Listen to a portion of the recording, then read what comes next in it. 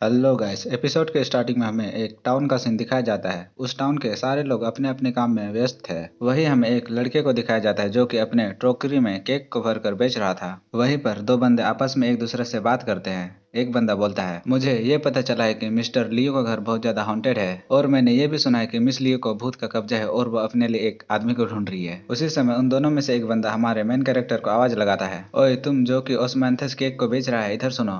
वो बुढ़ा आदमी आगे बोलता है, तुम युवांशु हो, सही कहा ना? मैंने देखा तुम्हारा डेस्टिनी और फेट बिल्कुल फिक्स है, मतलब कि तुम्हारा जिंदगी एकदम झंड है। क्या तुम अपने केक के बदले में अपना भाग्य जानना चाहते हो? ये सब सुन के युवांशु, जो कि हमारा मेन कैरेक्टर होता है, वो बहुत ज्यादा गुस्सा हो जाता है और उस बुढ़े से बोलता है, ओए बुढ़े तुम क्या बोल रहे हो? ये वो बुढ़ा अपना बात पूरा करते हुए आगे बोलता है, और या फिर तुम मुझसे घोस्ट बस्टिंग टेक्निक सीखना चाहोगे? उसी समय एक बंदा पीछे से आकर उसके चेहरे में लात मारकर उसे उड़ा देता है और बोलता है, तुम बुढ़े इसका मार कहीं के, आज इस बंदे का केक मेरे से बिलोंग करता है। युवांशु उसे देखकर घबराते हुए बोलता है, एक आंख वाला ओगर। वो बंदा फिर युवांशु से बोलता है, ओए छोटे चूहे, अभी कुछ हमें प्रोटेक्शन फीस चाहिए। युवांशु उनसे बोलता है, लेकिन मैंने तो इस हफ्ते दो दो बार अपना प्रोटेक्शन फीस दिया है। अगर आप लोग मुझसे इसी तरह पैसे मांगते रहोगे तो मैं तो भूख से मर जाऊंगा। प्लीज मुझ पर थोड़ा रहम दिखाइए। ये सुनकर वो एक आंख वाला बंदा युवांशु को लात मारकर गिरा देता है। युवांशु नीचे पड़े पड़े बोलता है, मेरे पास सच में कोई भी पैसा नहीं है, मुझे बस थोड़ा टाइम दीजिए, मैं आपको पैसे दे दूंगा। वो गुंडा बोलता है, तुम मेरे से नेगोशिएट कर रहे हो, लगता है तुम अपना पैर तोड़वाना चाहते हो। तभी वहां पर एक बंदा आते हुए बोलता है, तुम ऐसा करने का हिम्मत कैसे कर सकते हो इस जगह पे? तुम्हारा ये सब बहुत ज्यादा हो रहा है। वो एक आंख वाला इसे देखकर सोचता है, ये तो वुफेन है। फिर वो उससे आगे बोलता है, ये तुम्हारे मतलब की बात नहीं, हम इसे बुली नहीं कर रहे हैं। और वो युवांशु को दिखाते हुए बोलता है, तुम इससे खुद क्यों नहीं पूछ लेते? इसके बाद वुफेन युवांशु से पूछता है, बता मुझे, क्या ये लोग तुम्हें बुली कर रहे हैं? तभी युवांशु थोड़ा घबराते हुए बोलता है, नहीं ये लोग मुझे बुली नहीं कर रहे थे। इसकी बात सुनकर वुफेन वहां से जाते हुए बोलता है, कितना बेकार बात है। वो एक आंख वाला गुंडा भी वहां से जाते हुए अपने साथियों से बोलता है, तुमने देखा ना, ये जाओ और कुछ केक को उठा लो, हम यहाँ से जा रहे हैं। युवांशु उन गुंडों को जाते हुए देख बोलता है, फाइनली अब ये लोग जा रहे हैं। और वो वहां से अपना सामान उठाकर जाने लगता है। तभी उसे देखकर कुछ बंदे आपस में बातचीत करते हैं, कितना डरपोक बंदा है, यहाँ तक कि वुफेन भी इसको बचाने के लिए आगे आया, लेकिन इसका उन गुंडों के खिलाफ बोलने तक का हिम्मत नहीं हुआ। अगर किंग मियान इस एक आंख वाले के साथ नहीं होता तो इन बंदों का वुफेन के सामने खड़े होने का हिम्मत भी नहीं होता। युवांशु उन सबकी बात को इग्नोर करते हुए जाने लगता है और अपने मन में सोचता है, अब मुझे इस बारे में सोचना चाहिए कि अब मैं अपने लैंडलॉर्ड को कैसे एक्सप्लेन करूं। नेक्स्ट सीन हमें एक घर का दिखाया जाता है। कुछ लड़कियां एक बंदे को देखते हुए बोलते हैं, देखो किंग मियानहू आ रहा है। वो लड़कियां मियानहू से चिपकते हुए बोलते हैं, आप कितने हेल्दी लग रहे हो, जब भी आप यहाँ आते हो आपके लिए हमेशा 7-8 लड़कियां चाहिए होती है। मुझे नहीं पता कि जब आप हमें छोड़कर जाओगे हमें आपके जैसा आदमी कहाँ मिलेगा। मैं आपको बता दूं गैस कि ये एक कोठा है, आप लोग तो जानते ही होंगे यहाँ पर क्या होता है। तभी उनके घर के बाहर युवांशु आकर जोर जोर से चिल्लाता है, एक आंख वाले ओगर, तुमने दूसरे लोगों से उनके पैसे छीने हैं, तुम्हें पक्का ही कोई भूत पकड़ लेगा, ये मेरा श्राप है।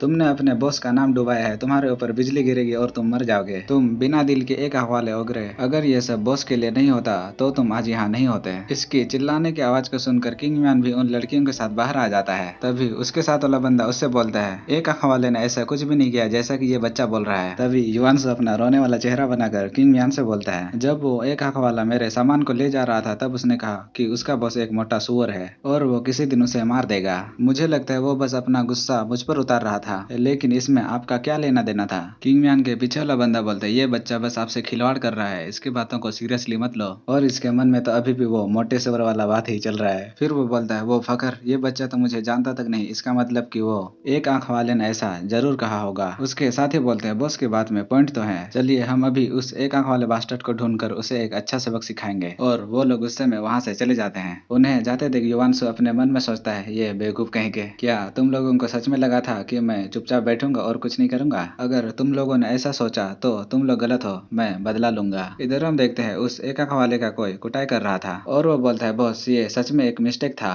उसका बॉस गुस्से में बोलता है, मिस्टेक? मैं कोई बेवकूफ नहीं हूँ कि कोई अनजान आदमी मुझसे आकर ऐसा झूठ बोले। और वो अपने साथियों से बोलता है, इसे पीटते रहो। वो एक आंख वाला रोते हुए बोलता है, कोई मुझे फंसा रहा है, मैंने सच में ऐसा नहीं किया है। उसका बॉस बोलता है, तुम अभी भी झूठ बोल रहे, इसे और पीटो। वो बंदा भी बोलता है, नहीं नहीं मुझे मत मारो, प्लीज मत मारो। नेक्स्ट सीन हमारा युवांशु के घर का होता है और वो बोलता है, फाइनली मैं घर आ गया। वो अंगड़ा लेते हुए बोलता है, वो किस्मत बताने वाला शायद से पागल है, उसने कहा कि मैं मरने वाला हूँ, मैं तो गुंडों से भी नहीं लड़ता तो फिर मैं मर कैसे सकता हूँ? फिर वो बोलता है, अरे यार मैं तो पसीने से पूरा भीग गया, मुझे शायद अभी जाके नहा लेना चाहिए। फिर वो नहाने के लिए जाते हुए बोलता है, लगता है मालकिन मूरोंग अभी घर वापस नहीं आई है, लेकिन लेकिन जब वो अंदर जाता है वहाँ पर उसकी मालकिन पहले से होती है, जो कि बिना कपड़ों के नहा रही थी। युवांशु को देख वो लड़की कपड़े से अपने शरीर को ढकते हुए बोलती है, तुम यहाँ क्या कर रहे हो? युवांशु का तो उसे देखकर पूरा चेहरा ही लाल हो गया होता है और वो वहाँ से जाते हुए बोलता है, मेरा ये सब करने का कोई भी मतलब नहीं था, मुझे लगा कि तुम यहाँ नहीं हो। और ये लड़की उससे बोलती है, जल्दी से बाहर जाओ। उस रूम से युवांशु भी बाहर आ जाता है। युवांशु की नाक से खून गिरने लगता है और वो अपने चेहरे में अजीब से मुस्कुराहट को लाते हुए बोलता है,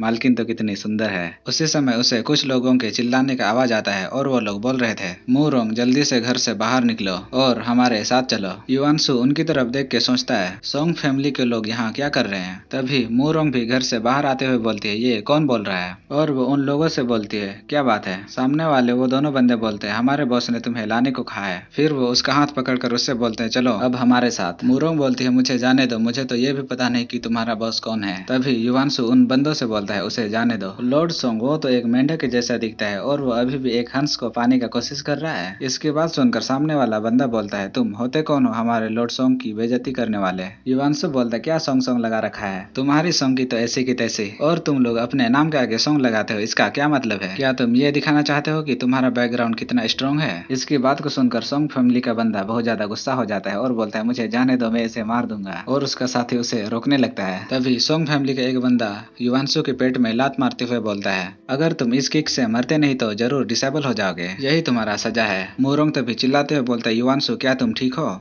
उसी समय सोंग फैमिली का वो बंदा मूरोंग को एक चमाट मारता है और बोलते, तुम चुपचाप यहाँ खड़े रहो। मूरोंग को मार खाते तक युवांशु बहुत ही गुस्से में बोलता है, तुम्हारी हिम्मत कैसे हुई मेरे औरत पर हाथ उठाने का? तभी सोंग फैमिली का बंदा हंसते हुए बोलते, क्या तुम स्ट्रॉन्ग बनने का कोशिश कर रहे हो? क्या तुम मुझे डराना चाहते हो? तभी युसवान एकदम गुस्से में बोलता है, तुम चाहे जितना मेरा बेइज्जती कर लो, लेकिन मेरी औरत को कभी नुकसान पहुँचाने का कोशिश मत करना। सोंग फैमिली का बंदा बोलता है, ओए तुम बस एक डरपोक हो, मैं इसे मारता रहूंगा और अगर तुम्हारे में हिम्मत है तो आके मुझसे फाइट कर लो। युवांशु तभी उसकी तरफ जाते हुए बोलता है, तो तुम यही करना चाहते हो? और वो उस बंदे को लात मारकर पीछे उड़ा देता है। बाकी दोनों सोंग फैमिली के बंदे बोलते हैं, एल्डर ब्रदर। वो दोनों फिर उसके पास जाते हुए बोलते हैं, ये तो मर चुका है। तभी मूरोंग बोलती है, क्या मर गया? युवांशु तुम किसी को मेरे लिए कैसे मार सकते हो? युवांशु उसके कंधे में हाथ रखते हुए बोलता है, कोई बात नहीं, अगर कुछ होता है तो मैं इसका रिस्पॉन्सिबिलिटी लूंगा, इसमें तुम्हारा कोई गलती नहीं। तभी एक सोंग फैमिली का बंदा दूसरे से बोलता है, ये इतना स्ट्रॉन्ग कैसे हो सकता है? दूसरे वाला गुस्से में बोलता है, फक, जाके इसे पकड़ो। युवांशु तभी एक कॉपर कॉइन को निकालता है और उसे अपने उंगलियों से फ्लिप करके उस बंदे की तरफ फेंक देता है।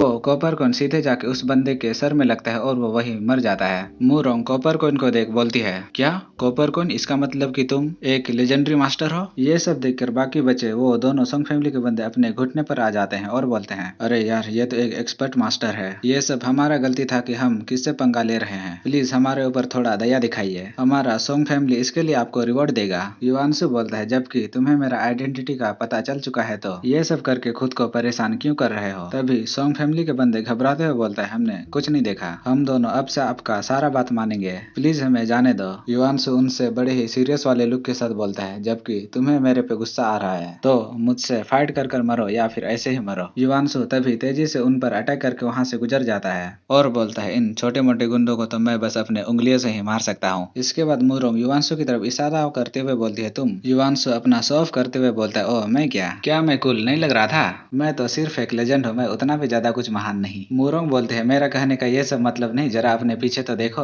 उसके पीछे वो दोनों सोंग फैमिली के बंदे अभी भी जिंदा होते हैं। युवांशु उनकी तरफ देख के बोलता है, ये अभी भी मरे नहीं, मैंने शायद उनके विटल्स को मिस कर दिया। विटल से उसका मतलब होता है नब्ज, जो कि कमजोर पॉइंट होता है। वो दोनों सोंग फैमिली के बंदे वहां से भागते हुए बोलते हैं, जल्दी से इसे जाके रिपोर्ट करो और हमें बचाओ। युवांशु तभी तेजी से उनके पीछे आ जाता है और बोलते, क्या तुम भागना चाहते हो? ना मुन्ना, ना, इतने आसानी से मैं भागने देने वाला नहीं हूँ। और वो बोलता है, मैं अपने उंगलियों को जल्दी जल्दी इनके विटल्स पर यूज करूंगा। और वो अपनी उंगलियों से जल्दी जल्दी मारते हुए बोलते हैं, अब मरो तुम कमीनो। लेकिन वो दोनों तो पहले ही वहां से भाग चुके होते हैं। तभी मूरोंग बोलती है, वाह ये तो बहुत अमेजिंग था। युवांशु बोलता है, चलो अब तुम अपने घर के अंदर जाओ, तुम इस खूनी सीन को मत देखो, मैं इन दोनों कीड़ों को निपटा कर जल्दी वापस आता हूँ। मूरोंग ठीक है बोलकर वहां से चली जाती है। तभी सोंग फैमिली के वो दोनों बंदों में से एक बंदा बोलता है, प्लीज हमारे ऊपर थोड़ा दया दिखाइए। दूसरा बोलता है, मिस्टर युवान प्लीज मुझे जल्दी मार दो। युवांशु, जो बंदा पहले मरने को बोल रहा था, उसके पेट में बार बार अपने हाथों से मारते हुए बोलता, मैंने इतनी बार मार लिया पर भी ये अभी तक बात कैसे कर रहा है। और वो बंदा हेल्प हेल्प चिल्ला रहा होता है। युवांशु भी उन्हें बार बार मारने में फेल हो जा रहा था। इसी के साथ हमारा ये एपिसोड ये खत्म होता है। हमें अगले एपिसोड में पता चलेगा क्या वो उन्हें मार पाता है कि नहीं। और एक बात गाइस, मेरे इस चैनल को सपोर्ट कर दो। मेरे पिछले वाले चैनल पर दो कॉपीराइट स्ट्राइक आ चुके हैं, जिस कारण से मैं उस चैनल पे वीडियोस अपलोड नहीं कर पाऊंगा।